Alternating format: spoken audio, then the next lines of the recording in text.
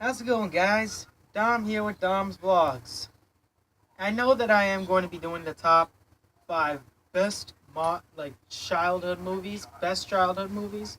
I will get to that soon. But there was something that was coming to mind. I was texting Gabriel Sarah, and by the way, go subscribe to him, because I think he needs a little bit more credit. I also want to talk about this YouTuber called King Billy. Subscribe to your channel. Thank you for 30 subscribers. It's just I like to see this channel grow so much, and I like to see how well it can go. So thank you so much for that. I've subscribed to his channel, and he's done Black Ops 3, which is nice. It's pretty fun. So again, going back to Gabriel Sarah, I was texting him on Hangouts, and he told me about how everybody's blaming the storyboard, I think he was a storyboard producer, Paul Tibbet from SpongeBob. He's been doing pre-movie and post-movie and the two movies at the same time. He's done a lot, and I don't think he's been given enough credit. I'm just going to pull this out.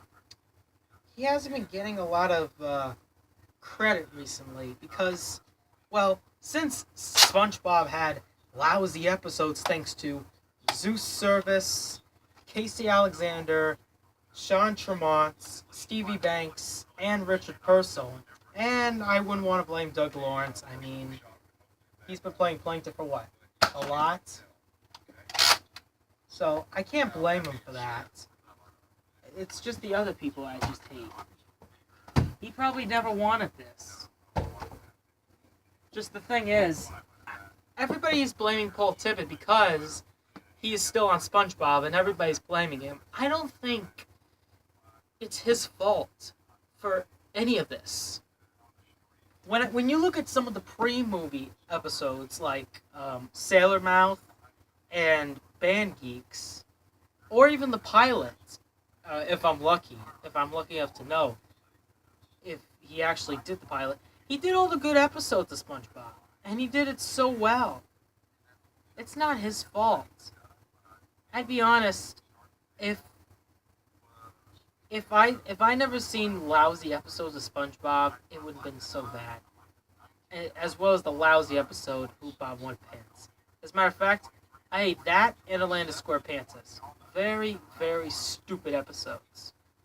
Or should I say, totally pointless. Yeah,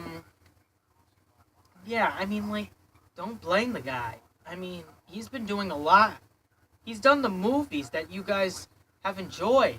The original one from 2004 and Sponge Out of Water. They're both very fun and very great, episodes of SpongeBob. And I like Paul Tibbet. He was a great man. I mean, you should blame the guy who did the Splinter, Sean Tremont. Or what about the Squid's Visit, Derek Iverson, who did that. And then Richard Purcell, you should blame a little bit more, but since he's doing the good episodes, you shouldn't do that. I'm probably just going to have to show you. The reason I can't play Black Ops 2, and I don't think this is even going to show up on my camera. Yeah, there you go. You can see it's got some scratches, which sucks. And this was pre-owned, just to be honest. Look, it's a pre-owned one.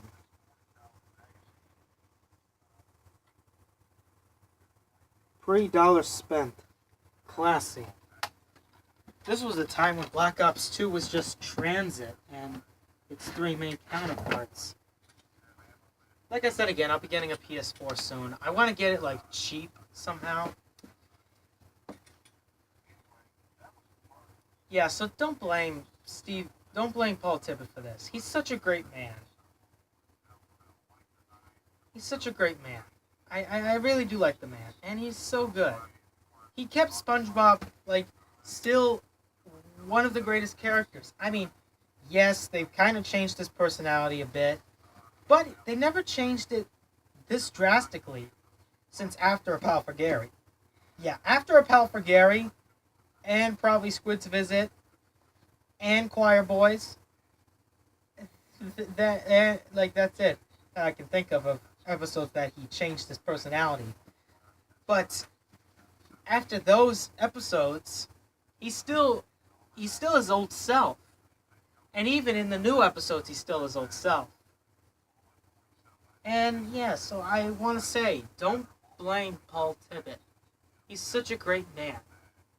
And he's been working with, Hillenburg for like quite some time. I mean, he's not a complete idiot like Casey Alexander. He's not a sadistic asshole like Zeus Service.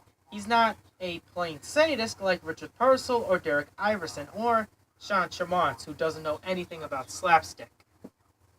The only rule of slapstick is to never hurt the eyes, probably nose, and probably the ears. You also got to be careful with teeth as well.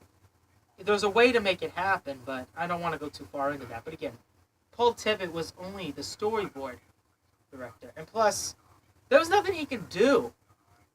Like during the Post movie, before Hillenburg even came back, there was nothing he can do. He had a job. What is he going to do? Don't do it? He'll just get fired.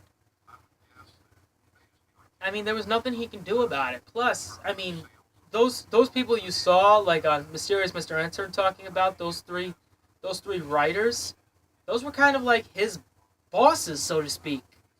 So there was nothing he can do about it. I feel bad for the guy because he's getting a lot of hate now. I just never understand that. But hey, now everything's going right for him. I gotta say, I think like he should be giving a lot of credit. Credit has to be deserved, and that's how it is. You gotta give the guy credit. He done a lot on SpongeBob. If he wasn't there, hell, every single episode on SpongeBob, between pre-movie to post-movie, every single episode would be pretty bad. So don't blame him. Blame the other writers. When you at least look at the title card and then it shows all the writers. You look at it, you'll see that it's not his fault. I am going to be doing more of the top fives. I'll see if I can do the best childhood movies maybe on Monday, if lucky. Because I'm still thinking of some childhood movies. Now, again, all this is going to be in my opinion, so don't throw a fit. It's nighttime already, so I'm pretty tired. But hey, I gotta say, thank you for 30 subscribers. I never knew I would go this far. 30 subscribers. Again, if my Nerfing channel was up the same way as that, it would have been crazy, because my Nerfing channel is on 16 and this is at 30, and I've done some reviews. I've done the Dartfire, the Elite Suction Cup Darts review, the Herring How, and this thing that jams up a lot, the Double Dealer. Mostly this barrel here. Mostly this barrel right here. Mostly the right barrel. And I'm absolutely starting to hate it right now. But I'm starting to think, what should I review next? I should review some of the AccuStrike blasters from the line. So maybe someday I'll get either the Alpha Hawk, which is that bolt action, I think 5, maybe 6 dart cylinder, or maybe I should grab the new Falcon. No, not the Falcon 5. The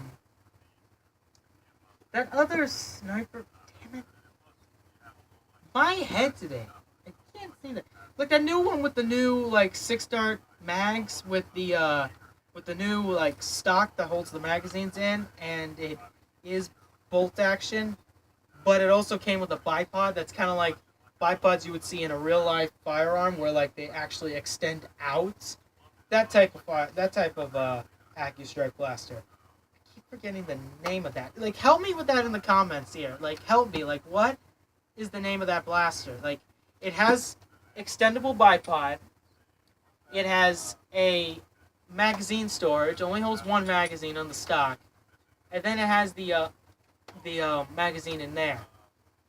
And I can't think of that name. Like, help me out, and maybe I'll give you a like, and maybe I'll shout you out in the next video to help whoever who's gonna help me out.